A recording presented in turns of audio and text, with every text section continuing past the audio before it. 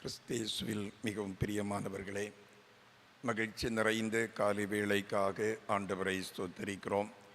இந்த அருணோதய மாதப்பிறப்பு தொழுகையில் பங்கேற்க வந்திருக்கிற உங்கள் அனைவரையும் ஆண்டவராய் இயேசு கிறிஸ்துவின் இனிய நாமத்தினாலே அன்போடு கூட வாழ்த்துகிறோம், வரவேற்றுக் கொள்ளுகிறோம். தொழுகைக்கு ஆரம்பமாக நாம் ஜெபிப்போம், ஜெபம் செய்வோம். நாட்களையும் காலங்களையும் தன்னகத்தை வைத்து வருஷங்களையும் மாதங்களையும் நன்மையால் முடிசூட்டுகிற எங்களல் ஆண்டவரே, அமைதலான மகிழ்ச்சி நிறைந்த இந்த காலை வேளைக்காக நன்றி செலுத்துகிறோம். இந்த ஆண்டின் முதல் 4 மாதங்களை நாங்கள் மகிழ்ச்சியோடு நிறைவு செய்யவும், இந்த 5வது மாதத்தை நாங்கள் காணவும் ஆண்டவர் எங்களுக்கு தந்த கிருபைகளுக்காக ஆண்டவருக்கு நன்றி செலுத்துகிறோம். கர்த்தர் எத்தனை நல்லவர் என்பதை நாங்கள் ருசித்து பார்க்கும்படியாக ஆண்டவர் எங்களுக்கு ஒரு வாய்ப்பை தந்தீரே, நன்றி செலுத்துகிறோம். அனுதின வாழ்வின் தேவைகளையும் அடிப்படை தேவைகளையும் ஆண்டவர் எங்களுக்கு நிறைவாக்கி தந்தீர், நன்றி செலுத்துகிறோம். ஏப்ரல் மாதம் அனைத்து ஊழியங்களும் அருள்பணிகளும் மிக நேர்த்தியாக அமைய ஆண்டவர் கிருபை தந்தீர், நன்றி செலுத்துகிறோம். எங்களுடைய திருச்சபை வாழ்விலே ஆண்டவர் செய்து வருகிற அதிசயமான ஒவ்வொரு காரியங்களையும் நாங்கள் நினைவு கூறுகிறோம், ஆண்டவருக்கு நன்றி செலுத்துகிறோம். தொடர்ந்து கர்த்தர் ஆசீர்வதிப்பீராக. இந்த புதிய மாதம் எங்களுக்கு ஆசீர்வாதமாக அமைய ஆண்டவர் கிருபை தாரும். இந்த அருணோதய தொழுகைக்காக நன்றி செலுத்துகிறோம். கிறிஸ்துவின் சரீரம் இரத்தம் ஆகிய ஞான அனுமானங்களை பெற்றுக் கொள்கிற போது தூய ஆவியானவர் எங்களுக்கு துணை நிற்க வேண்டும் என்று ஜெபிக்கிறோம். தொழுகையின் தொடக்கம் முதல் முடிவரையிலும் ஆண்டவருடைய பிரசன்னம் நிறைவாக தங்கியிருக்கட்டும். இயேசுவின் நாமத்தில் தாழ்மையோடு மன்றாடுகிறோம் நல்ல தந்தையே, ஆமென். கர்த்தருடைய நாம மகிமைக்காக கிறிஸ்தவ கீர்த்தனைகளிலே 39வது கீர்த்தனை, தோத்திர பாத்திரனே தேவா தோத்திரம் துதியுமக்கே. 39வது கீர்த்தனையை எழுந்து பாடுவோம்.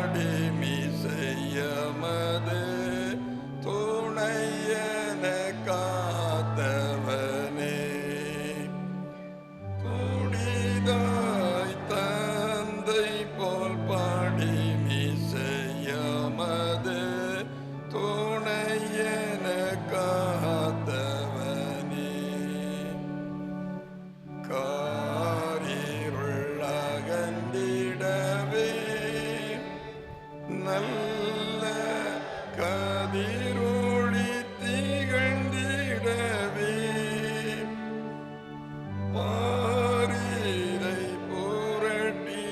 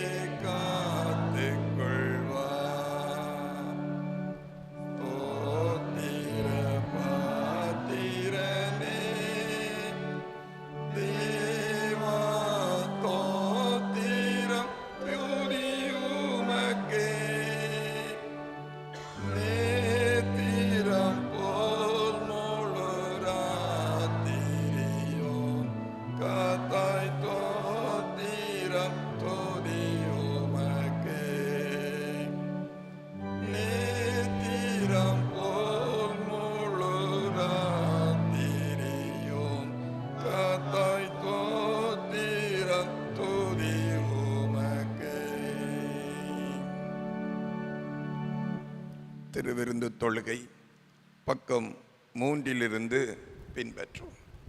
நின்றவாறே வேண்டுதல் செய்வோமாக. எல்லா இருதயங்களையும் எல்லா விருப்பங்களையும் எல்லா இரகசியங்களையும் அறிந்திருக்கிற சர்வ வல்லமையுள்ள கடவுளே, நாங்கள் தேவரிடத்தில் பரிபூர்ணமாய் அன்பு கூறவும் உமது பரிசுத்த நாமத்தை உத்தமமாய் மகிமைப்படுத்தவும் உமது பரிசுத்த ஆவியின் ஏவுதலால் எங்கள் இருதயத்தின் சிந்தனைகளை சுத்தம் பண்ணி அருள எங்கள் கர்த்தராகிய கிறிஸ்துவின் மூலமாய் வேண்டிக் கொள்ளுகிறோம். ஆமென். உன்னதத்தில் இருக்கிற தேவனுக்கு மகிமையும் பூமியிலே சமாதானமும் மனுஷர் மேல் பிரியமும் உண்டாவதாக. கர்த்தராகிய பராபரனே, பரமராஜாவே, சர்வத்துக்கும் வல்ல பிதாவாகிய கடவுளே, உம்மை துதிக்கிறோம், உம்மை புகழுகிறோம், உம்மை வணங்குகிறோம், உம்மை மகிமைப்படுத்துகிறோம். உமது சிறந்த மகிமை நிமித்தம் உமக்கு ஸ்தோத்திரம் செலுத்துகிறோம். ஆண்டவராயிருக்கிற ஒரே பேரான குமாரனாகிய இயேசு கிறிஸ்துவே, கர்த்தராகிய பராபரனே, பிதாவின் சுதனே, உலகத்தின் பாவத்தை சுமந்து தீர்க்கிற தேவாட்டுக்குட்டியே, எங்களுக்கு இரங்கும். உலகத்தின் பாவத்தை சுமந்து தீர்க்கிறவரே, எங்கள் ஜெபத்தை ஏற்றுக்கொள்ளும். தேவனாகிய பிதாவின் வலது பார்சத்தில் வீற்றிருக்கிறவரே, எங்களுக்கு இரங்கும். நீரே பரிசுத்தர், நீரே கர்த்தர். இயேசு கிறிஸ்துவே தேவரில் ஒருவரே, பரிசுத்த ஆவியோடே தேவனாகிய பிதாவின் மகிமையிலே உன்னதமானவராயிருக்கிறீர். ஆமென். பக்கம் 7. நம்முடைய ஆண்டவர் இயேசு கிறிஸ்து சொன்னதாவது: இஸ்ரவேலே கேள், நம்முடைய தேவனாகிய கர்த்தர் ஒருவரே கர்த்தர். உன் தேவனாகிய கர்த்தரிடத்தில் உன் முழு இருதயத்தோடும் உன் முழு ஆத்துமாவோடும் உன் முழு மனதோடும் உன் முழு பலத்தோடும் அன்பு கூர்வாயாக என்பதை பிரதான கற்பனை. இதற்கொப்பாயிருக்கிற 2ஆம் கற்பனை என்னவென்றால், உன்னிடத்தில் நீ அன்பு கூறுவது போல பிறனிடத்தில் அன்பு கூறுவாயாக என்பதே. இவைகளின் பெரிய கற்பனை வேறொன்றுமில்லை.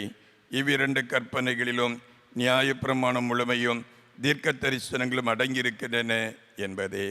ஆண்டவரே, எங்களுக்கு இறங்கி இந்த பிரமாணத்தை கைக்கொள்ள எங்கள் இருதயத்தை ஏவியருளோம். ஆமீன். சகோதர சகோதரிகளே, நாம் இப்பொழுது கடவுளுடைய மகா பரிசுத்த வசனத்தை கேட்கவும் ஆண்டவருடைய சரீரத்தையும் இரத்தத்தையும் பெற்றுக்கொள்ளவும் இங்கே கூடி வந்திருக்கிறோம். உத்தம மனஸ்தாபத்தோடும் விசுவாசத்தோடும் அவரிடத்தில் கிட்டிச் சேர்வதற்காக கடவுளுடைய கிருபையை தேடி முழங்காற்படியிட்டு அமைதியாக நம்மை நாமே சோதித்தறிவோமாக. ஜெபம் செய்வோம்.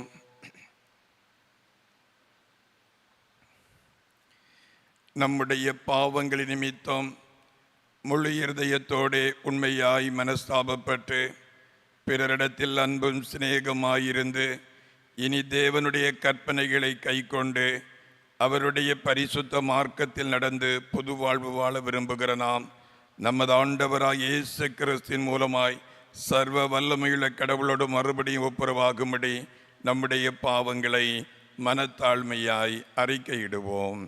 பரமபிதாவே, உமக்கு விரோதமாகவும் எங்கள் அயலாருக்கு விரோதமாகவும் பாவம் செய்தோம் என்று அறிக்கையிடுகிறோம். ஒளியில் நடவாமல் இருளில் நடந்து வந்தோம். கிறிஸ்துவின் நாமத்தை சொல்லியும் தீமை விட்டு விலகவில்லை. எங்களுக்கு இறங்க வேண்டும் என்று உம்மிடம் மன்றாடுகிறோம். இயேசு கிறிஸ்து நிமித்தம் எங்கள் பாவங்கள் எல்லாவற்றையும் மன்னியும். உமது பரிசுத்த ஆவியரால் எங்களை சுத்திகரித்து எங்கள் மனசாட்சியை உயிர்ப்பித்தருளோம். உம்முடைய பரிசுத்த நாமத்துக்கு மகிமையுண்டாகும்படி நாங்கள் இனி புது ஜீவனுள்ளாய் உமக்கு ஊழியம் செய்யத்தக்கதாக மற்றவர்களுக்கு மன்னிக்க எங்களுக்கு உதவி புரியும். ஆமீன். இயேசு கிறிஸ்துவின் மூலமாய் தம்மிடத்திற்குண்மையாய் மனம் திரும்புகிற யாவருக்கும் அருளப்படுகிற கிருபை நிறைந்த தேவ வசனத்தை கேளுங்கள். வருத்தப்பட்டு பாரம் சுமக்கிறவர்களே, நீங்கள் எல்லாரும் என்னிடத்திலே வாருங்கள், நான் உங்களுக்கு இளைப்பாறுதல் தருவேன். பாவிகளை ரட்சிக்க கிறிஸ்து இயேசு உலகத்தில் வந்தார் என்கிற வார்த்தை எல்லா அங்கீகரிப்புக்கும் பாத்திரமானது.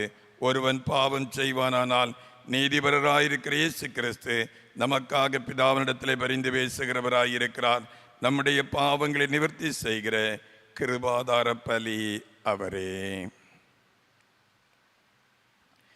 நம்முடைய பரமபிதாவாகிய சர்வ வல்லமையுள்ள கடவுள் உத்தம மனசாபத்தோடும் உண்மையான விசுவாசத்தோடும் தம்மிடத்திற்கு மனம் திரும்பி தங்கள் சகோதர குற்றங்களை மன்னிக்கிற யாவருக்கும் பாவ மன்னிப்பை அருளி செய்வோம் என்று மிகுந்த இரக்கமாய் வாக்குத்தத்தம் செய்திருக்கிறார். அவர் நம்முடைய கர்த்தராகிய இயேசு கிறிஸ்து மீது நமக்கு இறங்கி நம்முடைய பாவங்கள் எல்லாவற்றையும் மன்னித்து அவைகளில் நம்மை விடுதலையாக்கி சகல நன்மையிலும் நம்மை உறுதிப்படுத்தி நிலைநிறுத்தி நம்மை நித்திய ஜீவக்கரையில் சேர்ப்பாராக. ஆமேன். தேவரிற்கே ஸ்தோத்திரம் உண்டாவதாக. ஆண்டவர் உங்களோடு இருப்பாராக. ஜெபம் செய்வோம். அன்பு நிறைந்த நல்ல ஆண்டவரே, ஆற்றல் நிறைந்த எங்கள் நல்ல தந்தையே, அமைதலான மகிழ்வான காலை வேளைக்காக நன்றி செலுத்துகிறோம். கர்த்தருடைய ஆலயத்தில் வந்து எங்கள் ஆண்டவரை ஆராதிக்க தந்த வாய்ப்புக்காக நன்றி செலுத்துகிறோம். சென்ற 4 மாதங்கள் சுகமாய் பாதுகாத்து இந்த புதிய மாதத்தையும் எங்களுடைய வாழ்விலே தந்தீரே, நன்றி செலுத்துகிறோம். களியங்காடு சேகர திருச்சபைக்காக நன்றி சொல்லுகிறோம். குடும்பங்களுக்காக நன்றி சொல்லுகிறோம். ஊழியங்களுக்காக நன்றி சொல்லுகிறோம். கர்த்தர் ஆசீர்வதிப்பீராக.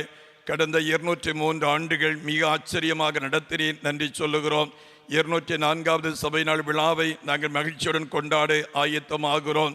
எல்லா நிகழ்வுகளையும் ஆண்டவர் ஆசீர்வதித்தருகிறேன், நன்றி சொல்லுகிறோம். கடந்த நாட்களிலே 204வது சபை நாள் விழா நற்செய்தி பெருவிழாவை மிக சிறப்பாக ஆசீர்வதித்து தந்தீர், நன்றி சொல்லுகிறோம்.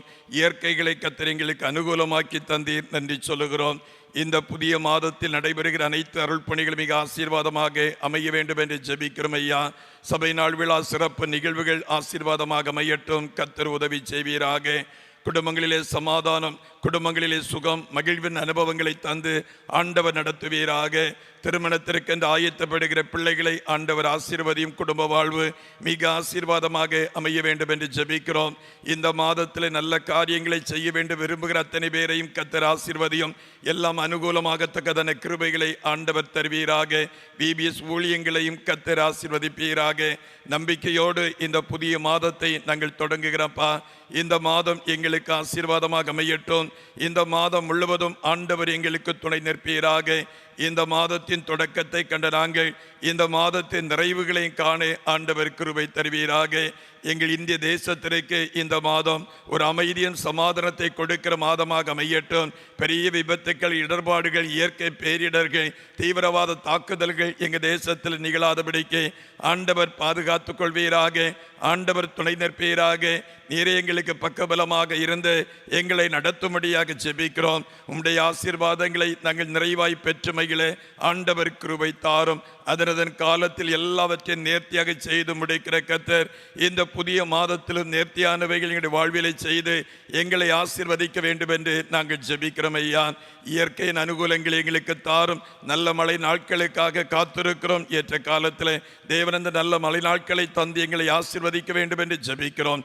தேவனாகிய கர்த்தர் கடந்த 4 மாதம் எங்களோடு கூட இருந்து எங்களை நடத்தினது போல இந்த புதிய மாதத்திலும் ஆண்டவர் எங்களோடு கூட இருந்து நடத்த வேண்டும் என்று ஜெபிக்கிறோம். இவை எல்லாவற்றையும் எங்கள் மீட்பர் இயேசு கிறிஸ்துவின் வழியாக தாழ்மையோடு மன்றாடுகிறோம் நல்ல தந்தையே, ஆமேன். ஆமென். இந்த நாளுக்குரிய திருமறை பகுதி யோவான் 21ஆம் அதிகாரம் 1 முதல் 14 வரையிலான அந்த பகுதியை படிக்க கேளுங்கள்.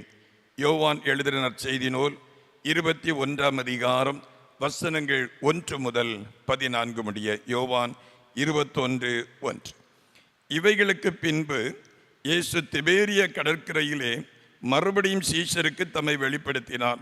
வெளிப்படுத்தின விவரமாவது: சீமோன் பேதுருவும் திதிமு எனப்பட்ட தோமாவும் கலிலேயா நாட்டில் உள்ள கானாவூரனாகிய நாத்தானுவேலும் செபதேயின் குமாரரும் அவருடைய சீஷரில் வேறு 2 பேரும் கூடியிருக்கும் போது சீமோன் பேதுரு மற்றவர்களை நோக்கி, மீன் பிடிக்கப் போகிறேன் என்றான். அதற்கு அவர்கள், நாங்களும் உம்முடனே கூட வருகிறோம் என்றார்கள். அவர்கள் புறப்பட்டு போய் உடனே படவேறினார்கள். அந்த ராத்திரியிலே அவர்கள் ஒன்றும் பிடிக்கவில்லை. விடியற் காலமான போது இயேசு கரையில் நின்றார். அவரை இயேசு என்று சீஷர்கள் அறியாதிருந்தார்கள். இயேசு அவர்களை நோக்கி, பிள்ளைகளே, புசிக்கிறதற்கு ஏதாகிலும் உங்களிடத்தில் உண்டா என்றார். அதற்கு அவர்கள், ஒன்றுமில்லை என்றார்கள். அப்பொழுது அவர், நீங்கள் படவுக்கு வலதுபுறமாக வலையை போடுங்கள், அப்பொழுது உங்களுக்கு அகப்படும் என்றார். அப்படியே அவர்கள் போட்டு திரளான மீன்கள் அகப்பட்டதினால் அதை இழுக்க மாட்டாதிருந்தார்கள். ஆதல் இயேசு அன்பாயிருந்த சீஷன் பேதுருவை பார்த்து, அவர் கர்த்தர் என்றான். அவர் கர்த்தர் என்று சீமோன் பேதுரு கேட்டவுடனே தான் வஸ்திரமில்லாதவனாய் இருந்தபடியினால் தன் மேற்சட்டையை கட்டிக்கொண்டு கடலிலே குதித்தான். மற்ற சீஷர்கள் கரைக்கு ஏறக்குறைய 200 முழ தூரத்தில் இருந்தபடியினால் படவிலிருந்து கொண்டே மீன்குள்ள வலையை இழுத்து கொண்டு வந்தார்கள். அவர்கள் கரையிலே வந்து இறங்கின போது கரி நெருப்பு போட்டிருக்கிறதையும் அதன் மேல் மீன் வைத்திருக்கிறதையும் அப்பத்தையும் கண்டார்கள். இயேசு அவர்களை நோக்கி, நீங்கள் இப்பொழுது பிடித்த மீன்களில் சிலவற்றை கொண்டு வாருங்கள் என்றார். சீமோன் பேதுரு படவில் ஏறி 153 பெரிய மீன்களால் நிறைந்த வலையை கரையிலே இழுத்தான். இத்தனை மீன்கள் இருந்தோம், வலை கிழியவில்லை. இயேசு அவர்களை நோக்கி, வாருங்கள், போஜனம் பண்ணுங்கள் என்றார். அவரை கர்த்தர் என்று சீஷர்கள் அறிந்தபடியினால் அவர்கள் ஒருவனும் நீர் யார் என்று கேட்க துணியவில்லை. அப்பொழுது இயேசு வந்து அப்பத்தையும் மீனையும் எடுத்து அவர்களுக்கு கொடுத்தார். இயேசு மரித்துறந்து எழுந்த பின்பு தம்முடைய சீஷருக்கு அருளின தரிசனங்களில் இது 3வது தரிசனம் என்பதே. படிக்கும்படியாக குறிக்கப்பட்ட திருமறை பகுதி படித்தாயிற்று. கிறிஸ்துவுக்கே மகிமை உண்டாவதாக.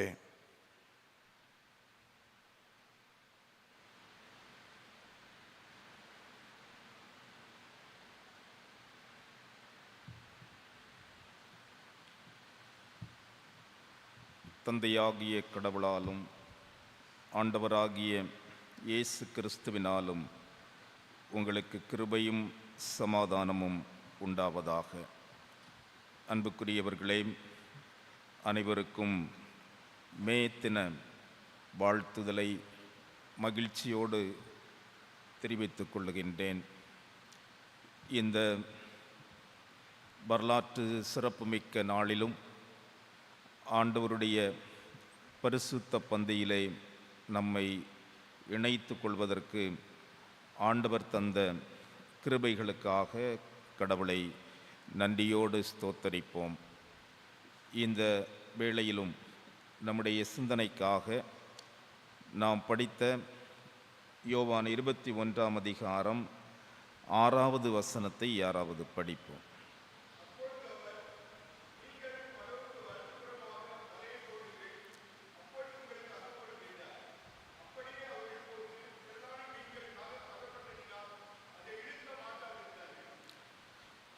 அப்பொழுது அவர், நீங்கள் படவுக்கு வலது புறமாக வலையை போடுங்கள். தொழிலும் தொழிலாளரும் என்ற சிந்தனையோடு இந்த மே மாதத்தை, குறிப்பாக இந்த மே தினத்தை தொடங்கி தொடர்வதற்கு ஆண்டவர் நமக்கு அருள் புரிவாராக. 1886ஆம் ஆண்டு மே மாதம் 1ஆம் நாள் அமெரிக்க நாட்டின் சிகாகோ நகரிலே 40,000க்கும் மேற்பட்ட தொழிலாளர்கள் 8 மணி நேர வேலை கேட்டு நடத்திய மகத்தான வேலை நிறுத்த போராட்டத்தின் அடையாளமே இன்று உலகம் முழுவதும் கொண்டாடி கொண்டிருக்கின்ற மே தினம் அல்லது உழைப்பாளர் தினம். நம்முடைய இந்திய திருநாடு 1923ஆம் ஆண்டு முதல் தொழிலாளர் தினம் என்று இந்த மே 1ஆம் தேதியை கொண்டாடுகிறது. அனைவருக்கும் விடுமுறை அளித்து, குறிப்பாக தொழிலாளர்களுக்கும் தொழில் புரிவோருக்கும் விடுமுறை அளித்து இந்த நாளை கொண்டாடுகிறது.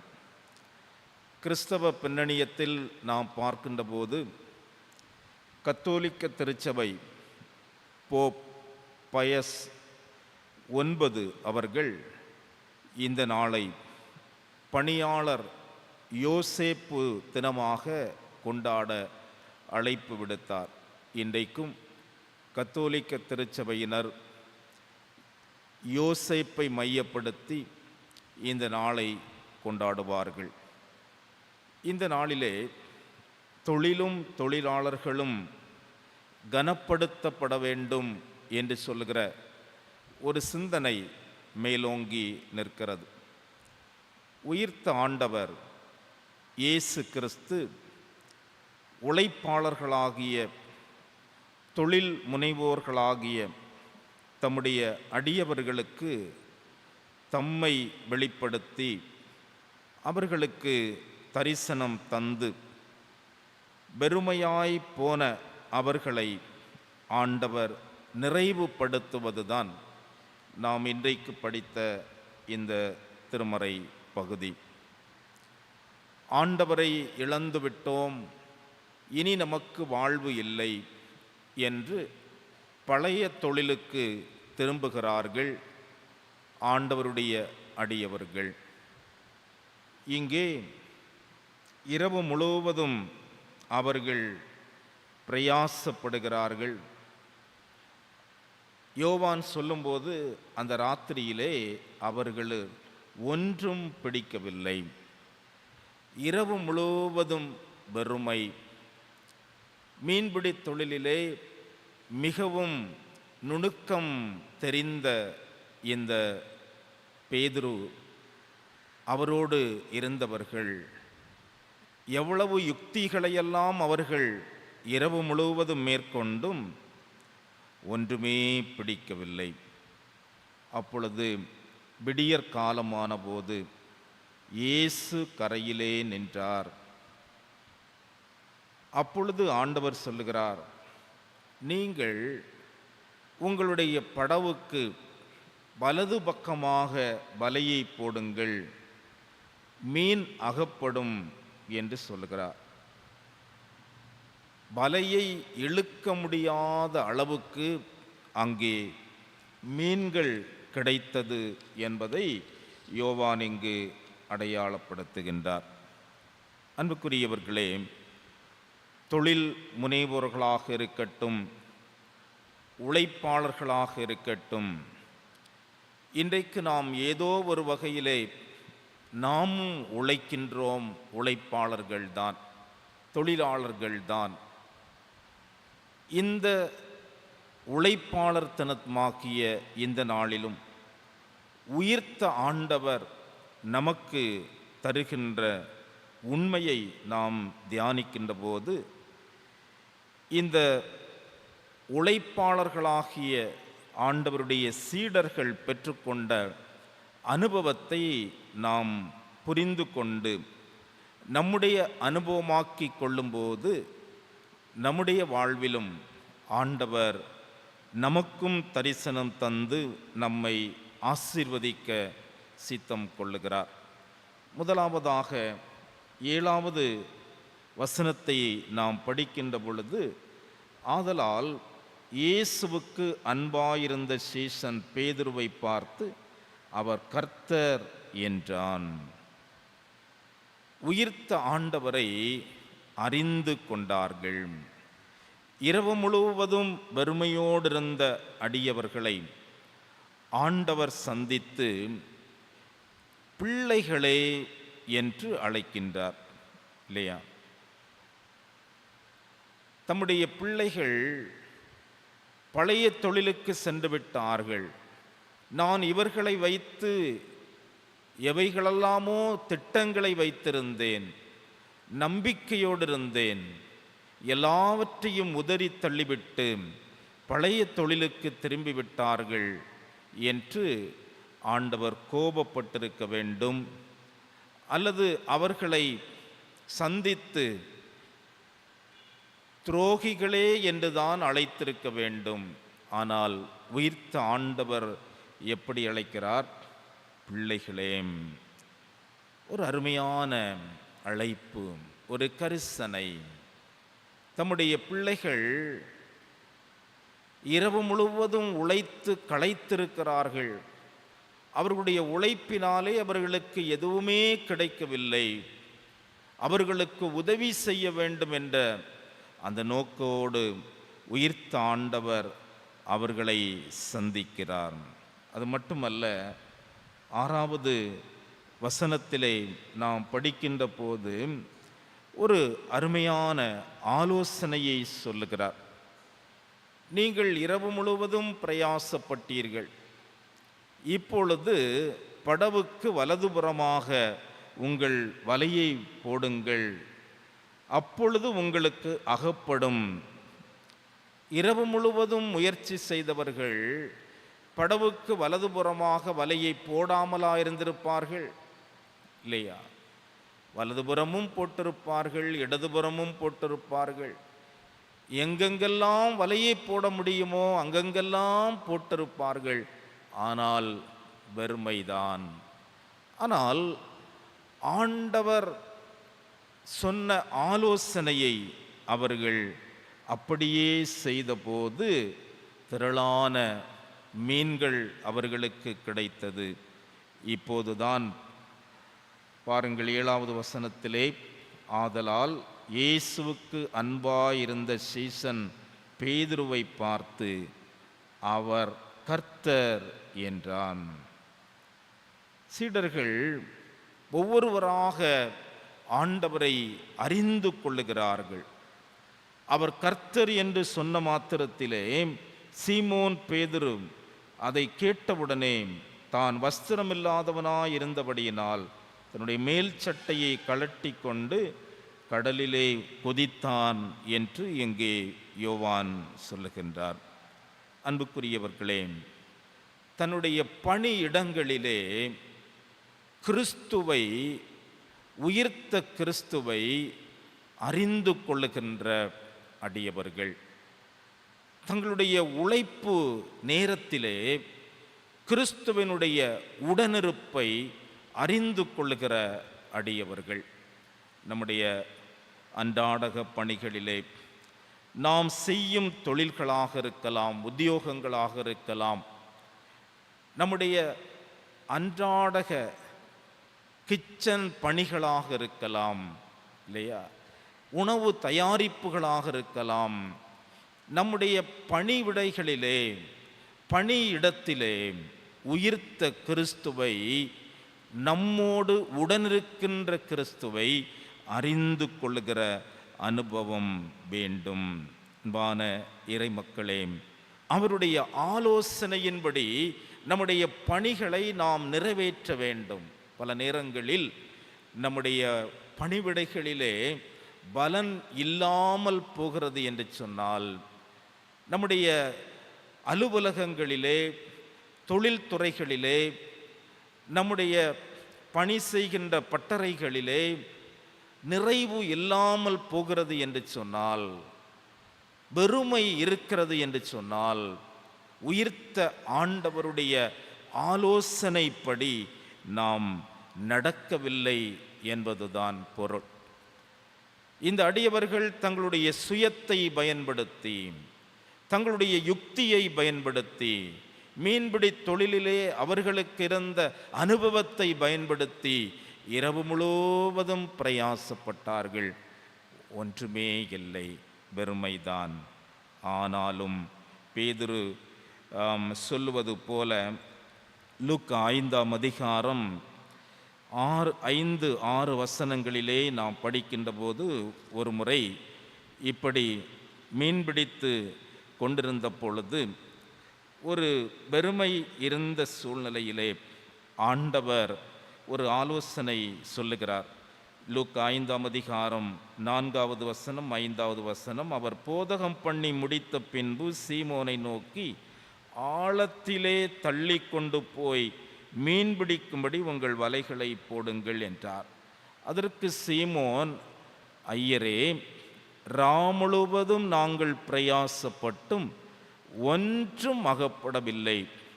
ஆகிலும், அதுதான் மிக முக்கியம், முழுவதும் நாங்கள் சும்மா இருக்கல்ல, நாங்கள் ஆழத்திலும் போட்டோம், கரையிலும் போட்டோம், வலப்பக்கத்திலும் போட்டோம், இடப்பக்கத்திலும் வலையை போட்டோம்.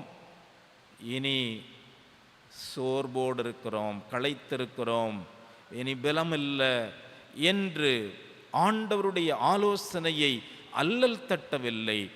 ஆகிலும் உம்முடைய வார்த்தையின்படியே வலையை போடுகிறேன்.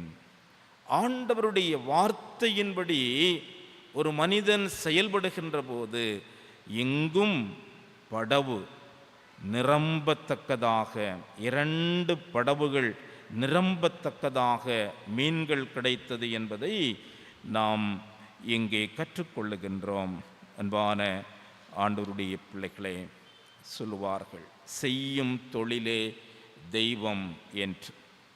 நம் பணியின் பாதைகளிலே இருக்கின்ற கடினங்களை கண்டு, வெறுமைகளை கண்டு, நம்மோடு இருக்கின்ற கடவுளை நாம் கண்டு கொள்ளாமல் விட்டுவிடக்கூடாது. நம்முடைய வெறுமையான சூழலிலே, விரக்தியான வேளைகளிலே நம் அருகில் உயிர்த்த ஆண்டவர் இருக்கிறார். அதுதான் நாம் இங்கே புரிந்து கொள்ளுகிற காரியம். அதை நாம் அறிந்து கொள்ள வேண்டும். உயிர்த்த ஆண்டவரை நம்முடைய வாழ்க்கையிலே அறிந்து கொள்ளுகிற அனுபவம் வேண்டும். ஒரு அருமையான பக்தர் சொல்லுவார், எளிய வேலைக்காக ஜெபிப்பதை விட கடின தோளுக்காக ஜெபிக்க வேண்டும் என்று சொல்லுவார். இன்றைக்கு பல நேரங்களிலே ஒரு பணி மாறுதலாக இருக்கட்டும், குறிப்பாக இந்த நாட்களிலே போதகர்களுடைய பணி மாற்றம் வருகிற போது, இந்த இடத்தில் என்னை போட்டுவிட்டார்கள், இந்த திருச்சபைக்கு என்னை அனுப்பிவிட்டார்கள் என்று சிலர் புலம்புவார்கள்.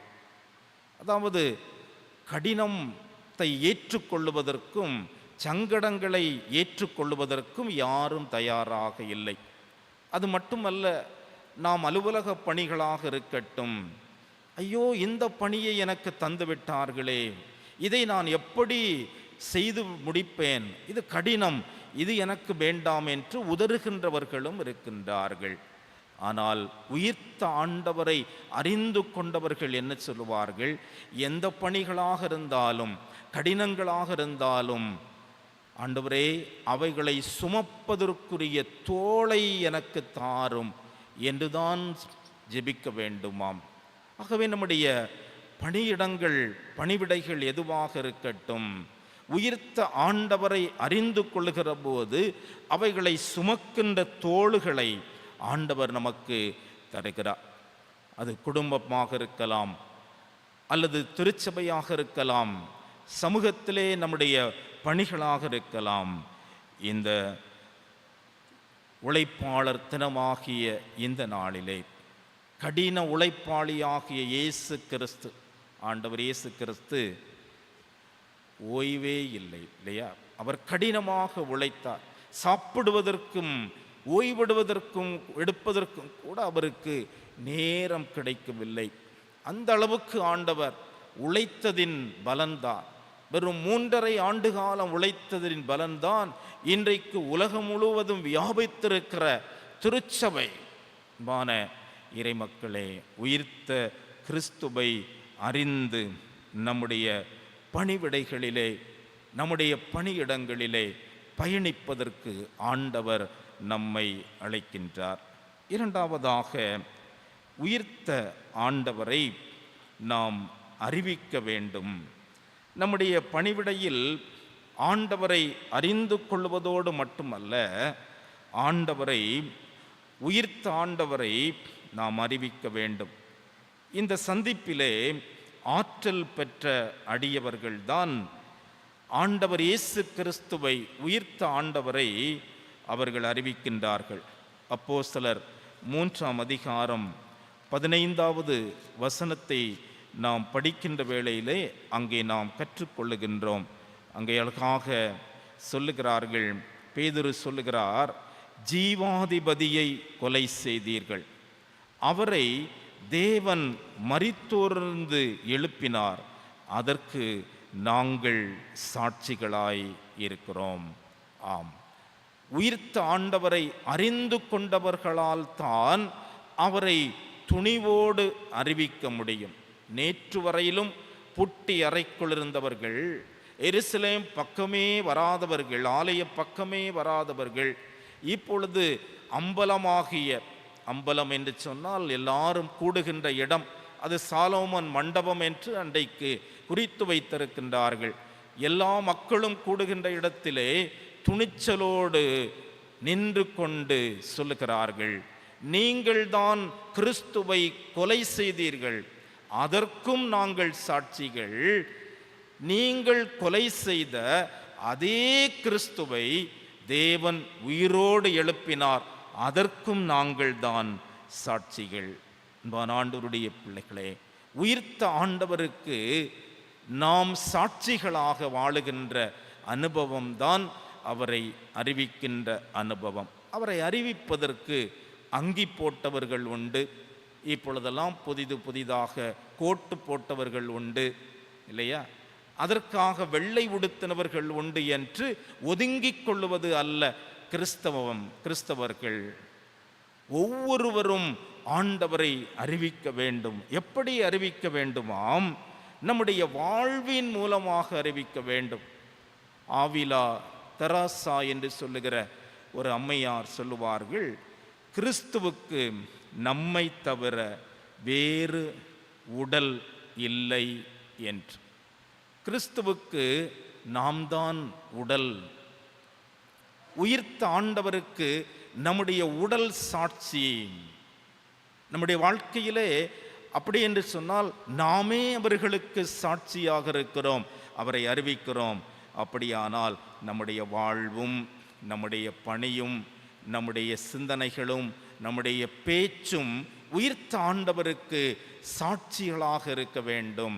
அப்படி சாட்சியாக இருக்கிற போது, அறிவிக்கின்ற போது, நாமும் அந்த உயிர்த்தெழுதலிலே பங்கு பெறுகிறோம். அதற்கு ஒரு வலுவான உதாரணம் திருமறையிலே உண்டு இல்லையா?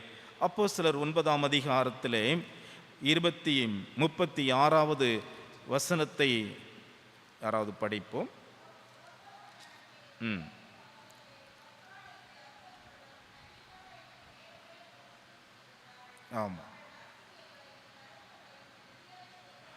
ஆமாம், தோர்க்காள் என்று சொல்லுகிற ஒரு அருமையான பெண் இருந்தாள்.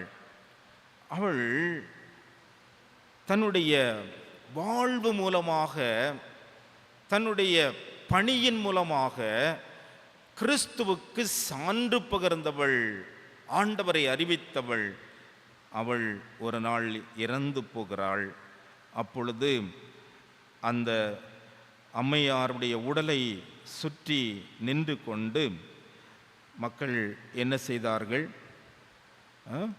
ஐயோ, எங்களுக்கு உடைகளையெல்லாம் தைத்து தந்தார்களே, எங்களுக்கு தேவையானவற்றை எங்களுக்கு இலவசமாக கொடுத்தார்களே, இந்த நல்ல பெண், இந்த அம்மையார் மரித்து விட்டார்களே என்று சொல்லி அங்கு புலம்பினார்கள். நடந்தது என்ன? அங்கு பேதுரு வருகிறார். பேதுரு வந்து அவர்கள் எல்லாரையும் வெளியே சென்று போகச் சொல்லிவிட்டு முழங்கால் படியிட்டு, தபித்தாளே எழுந்திரு என்று சொல்லுகிறார். அவள் தன் கண்களை திறந்து பேதுருவை பார்த்து உட்கார்ந்தாள். இறந்து போனவள் உயிரோடு எழும்பி விடுகிறாள். காரணம், உயிர்த்த ஆண்டவருக்கு தன்னால் இயன்ற அளவுக்கு சாட்சியாக அவள் தன்னுடைய உடலாலும் தன்னுடைய உள்ளத்தாலும் அங்கே வாழ்ந்த ஒரு பெண்பன். பாருங்கள், யாருக்கு உயிர்ப்பு, யாருக்கு உயிர்த்தெழுந்த ஆண்டவரோடு இணைந்து கொள்ளுகிற அனுபவம் இந்த உலகத்திலே வாழுகின்ற பொழுது நம்மால் இயன்ற அளவுக்கு உயிர்த்த ஆண்டவருக்கு சான்று பகருகின்றவர்களுக்குத்தான் உயிர். இந்த உண்மையை தொற்காளுடைய வாழ்வு நமக்கு கற்றுக் கொடுக்கிறது. நாம் செய்யும் தொழிலில் உண்மைத்தன்மை, நேரம் தவறாமை, நம்முடைய பணிய நிமித்தமாக மற்றவர்களை மகிழ்விக்கின்ற அனுபவம், பிறரை திருப்திப்படுத்துகின்ற அனுபவம், இப்படி அத்தனை செயல்களிலும் உயிர்த்த ஆண்டவர் அறிவிக்கப்படுகிறார்.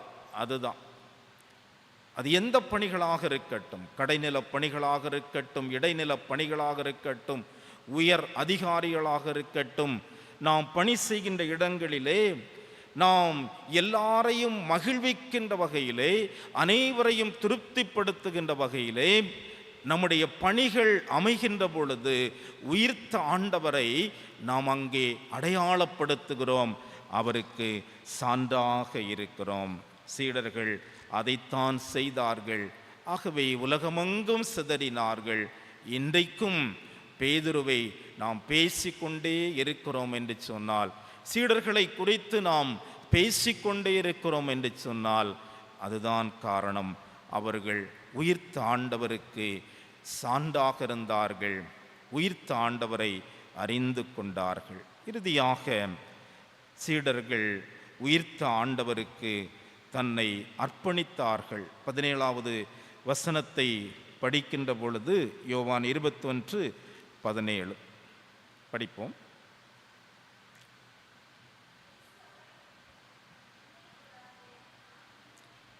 யோவான் 21:17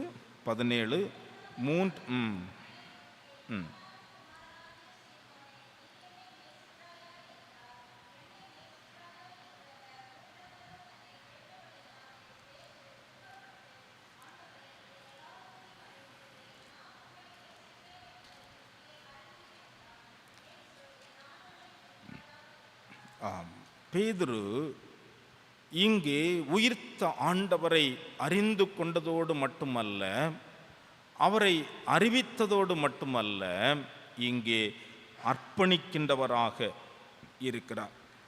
யோவான் 13ஆம் அதிகாரம் 36-37 வசனங்களிலே ஆண்டவர் பேதுருவை என் பின்னே வரக்கூடாது என்றார்.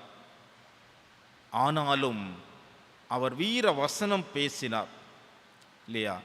நான் உம்முடைய பின்னாலே வருவேன். 36-37 சீமோன் பேதுரு அவரை நோக்கி, ஆண்டவரே, நீர் எங்கே போகிறீர் என்றான். இயேசு அவனுக்கு பிரதித்திரமாக, நான் போகிற இடத்திற்கு இப்பொழுது நீ என் பின்னே வரக்கூடாது, பிற்பாடு என் பின்னே வருவாய் என்றார். பேதுரு அவரை நோக்கி, ஆண்டவரே, நான் இப்பொழுது உமக்கு பின்னே ஏன் வரக்கூடாது? உமக்காக என் ஜீவனையும் கொடுப்பேன் என்று அவர் வீர வசனம் பேசினார். ஆனால் நடந்தது என்ன? 3 முறை மறுதலித்தார் இல்லையா? ஆண்டவரை சொன்னார், இன்றைக்கு சேவல் கூவதற்கு முன்னதாக நீ 3 முறை என்னை மறுதலிப்பாய். அது நடந்தது. இன்றைக்கும் அந்த இடம் பிலாத்து அரண்மனை பக்கத்திலே அடையாளப்படுத்தப்பட்டிருக்கிறது என்பதை நான் உங்களுக்கு அறிவித்தேன். நான் கண்ணால் பார்த்தேன். பாருங்கள், பேதுருனுடைய அந்த மறுதலிப்பை ஒரு சின்னமாக அங்கு வைத்து பாதுகாக்கிறார்கள். எதற்காக? ஒவ்வொரு மனிதனும் பேதுருவை போல மறுதலிப்பதற்காக அல்ல, பேதுருவை போல மனம் கசந்து மீண்டும் திரும்பி வந்து ஆண்டவருக்கு அர்ப்பணிக்க வேண்டும் என்பதற்காக என்பதை நாம் அங்கே கற்றுக்கொள்ள முடிகிறது. இப்படி 3 முறை மறுதலித்த இந்த பேதுருவுக்கு ஆண்டவர் 3 முறை தலையில் கொட்டி கேட்கிறார் இல்லையா?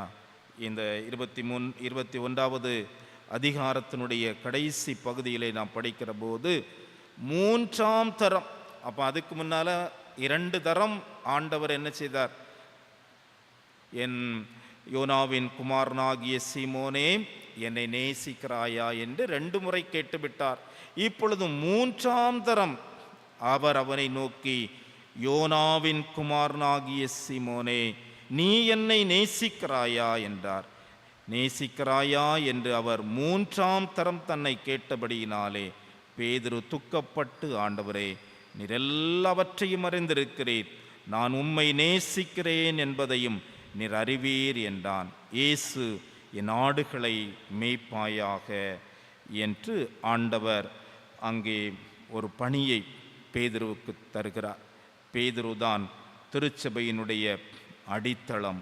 3 தரம் கேட்டு உறுதி செய்து அங்கே பேதுருவினிடத்திலே ஆண்டவர் மிகப்பெரிய பொறுப்பை கொடுக்கிறார்.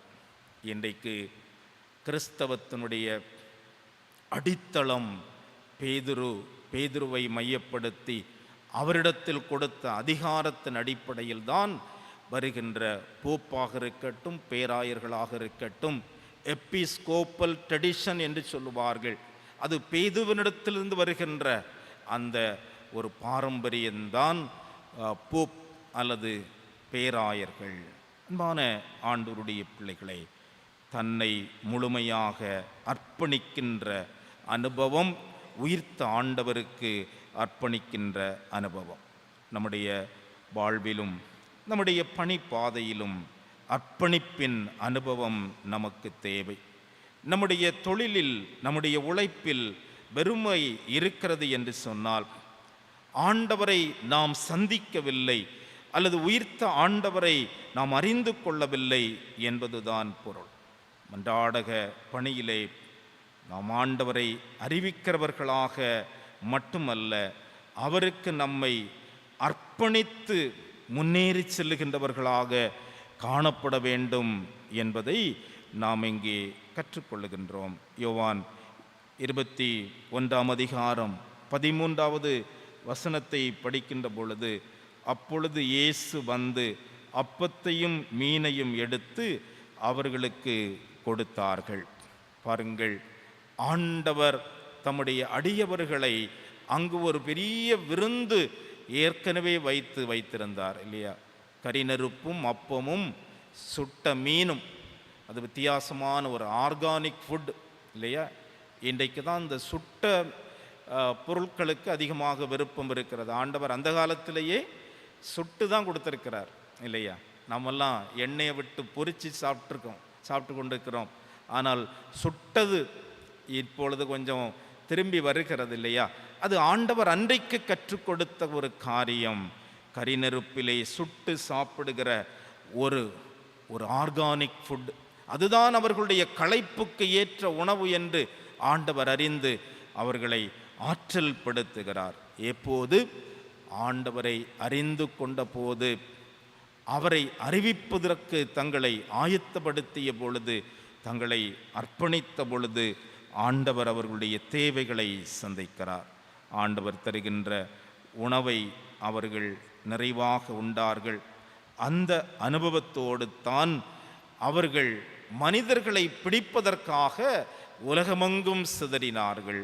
அதுதான் நாம் கற்றுக்கொள்கின்ற காரியம். அன்புக்குரியவர்களே, குறிப்பாக மே தினமாகிய இந்த நாளிலே, இந்த மே மாதத்தினுடைய முதல் இந்த நாளிலே ஆண்டவர் நமக்கு தருகின்ற இந்த வாக்குத்தத்தம் இதுதான். நம்முடைய வெறுமைகளை அவர் அகற்றுகிறார். நம்முடைய வெறுமைகளை அவர் அகற்றுவதற்கு நாம் அவரை ஐயமற அறிந்து கொள்ள வேண்டும். நம்முடைய வெறுமைகள் மாறி நிறைவு வருவதற்கு நம்மால் இயன்றளவு நம்முடைய வாழ்வின் வழியாக ஆண்டவருக்கு சான்று பகர வேண்டும். எல்லாவற்றுக்கும் மேலாக உயிர்த்த ஆண்டவரிடத்தில் நம்மை அர்ப்பணிக்க வேண்டும். அந்த அனுபவத்தோடு உயிர்த்த ஆண்டவர் தருகிற நிறைவை, வளமையை சொந்தமாக்கி முன்னேறி செல்ல ஆண்டவர் நமக்கு உதவி புரிவாராக. கடவுள் தாமே இந்த திருவசனத்தை நம்முடைய வாழ்க்கையில் வடிவமாக்கி கொடுப்பாராக. ஆமென். நிறைவு பாடலாகவும் பரிசுத்த நற்கருணை பந்திக்கு ஆயத்தமாகவும் 472வது ஞான பாடல், இயேசுவை நம்பி பற்றி கொண்டேன் என்ற 472ஆம் ஞான பாடலை பாடும்.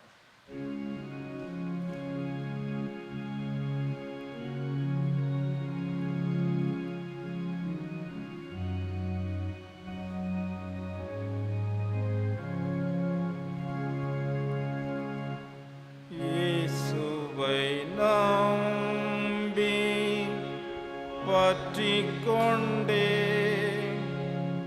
மாட்சிமையான மீட்பை பெற்றேன். தேவகுமாரன் ரட்சை செய்தார். பாவியாம் என்னை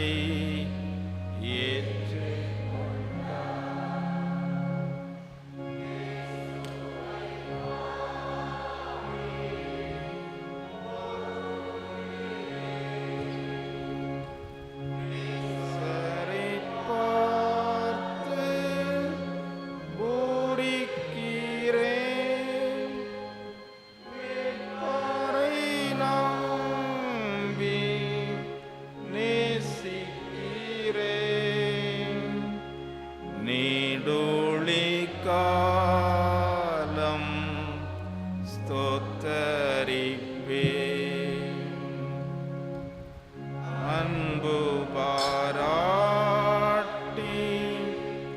காப்பவராம் எந்தனை தாங்கி பூரணமாம் இன்பமும் நீத்தம்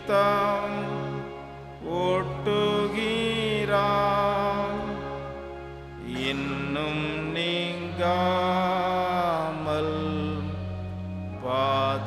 பாதுகாப்பான் இயேசுவை பாடி போற்றுகிறேன் நேசரை பார்த்து பூரிக்கிறேன் மீட்பரை நம்பி நேசிக்கிறேன் நீடூழி காலம் ஸ்தோத்தரிப்பேன் மெய் சமாதானம் ரம்மியமும் துய்ய தேவாவின் வல்லமையும்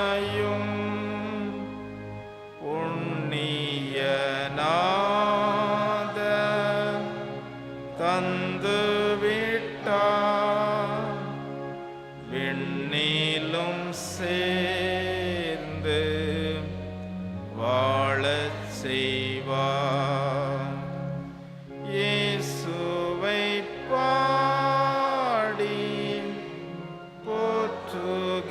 போற்றுகிறேன் நேசரை பார்த்து பூரிக்கிறேன் மீட்பரை நம்பி நேசிக்கிறேன் நீடூழி